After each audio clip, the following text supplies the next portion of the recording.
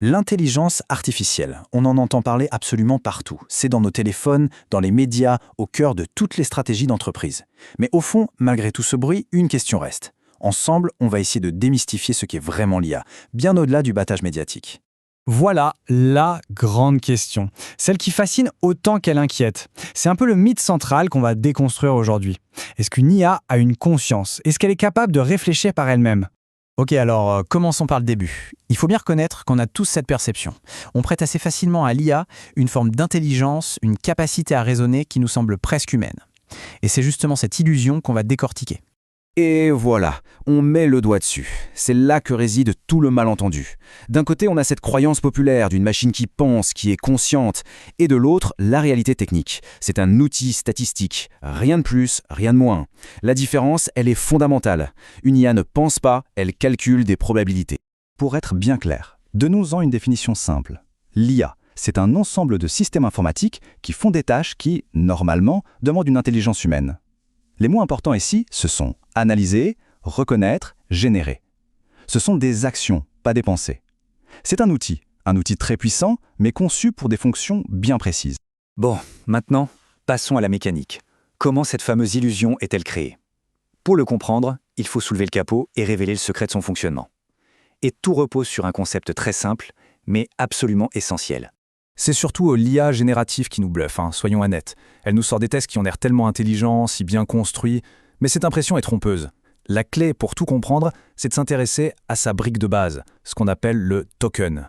Alors, un token, qu'est-ce que c'est? Eh bien, c'est très simple. Ce n'est pas une idée, ce n'est même pas forcément un mot. C'est juste un morceau de texte, une sorte de brique de Lego linguistique, si vous voulez. Et c'est avec cette toute petite brique que tout va être construit. Et là, la différence de perception est immense. Pour nous, une phrase comme « l'intelligence artificielle progresse vite », ça a un sens global. Pour une IA, ce n'est rien de plus qu'une séquence de fragments, une suite de tokens. Elle ne voit pas l'idée, elle voit juste la structure. Du coup, le processus est purement mécanique, purement statistique. D'abord, tout est découpé en tokens. Ensuite, à chaque pas, l'IA se pose une seule et unique question. Statistiquement, quel est le prochain token le plus logique? Elle le choisit, elle l'ajoute et elle recommence, token après token.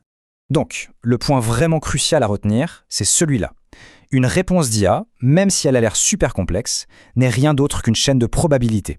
Il n'y a aucun raisonnement, aucune compréhension, juste le chemin mathématique le plus probable pour aller d'un token à l'autre. Et ce mécanisme, ça a une conséquence absolument majeure, surtout quand on cherche des informations fiables. Si tout n'est qu'une question de probabilité, qu'est-ce qu'il advient de la notion de vérité? Cette citation, elle est un peu choc, mais elle résume parfaitement le problème. Le concept de vrai ou de faux est totalement étranger à une intelligence artificielle. Ce n'est pas une variable qui entre dans son calcul. Ça n'existe pas pour elle. Très concrètement, ça veut dire qu'une IA peut générer des informations complètement fausses, avec une assurance et une clarté absolue. Pourquoi? Simplement parce que ces informations sont statistiquement plausibles. Elle ne ment pas, elle ne connaît même pas la vérité. Cette comparaison, elle met vraiment en lumière le fossé qui nous sépare. L'intelligence humaine, elle est faite de conscience, d'intention, de doute, de jugement. L'IA, elle, ne doute jamais. Elle ne réfléchit pas. Elle imite la forme de notre langage, mais elle n'a absolument pas le fond de notre pensée. Bon, alors, une fois qu'on a bien compris ça, la question c'est comment on doit utiliser cet outil. Et ça, c'est peut-être le point le plus important. Il faut définir son rôle correctement. Parce que, utilisée à bon escient, l'IA devient un levier extraordinaire.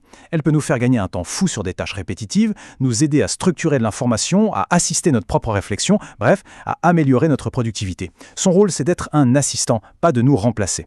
Et il y a un point qui n'est pas négociable, c'est celui-ci.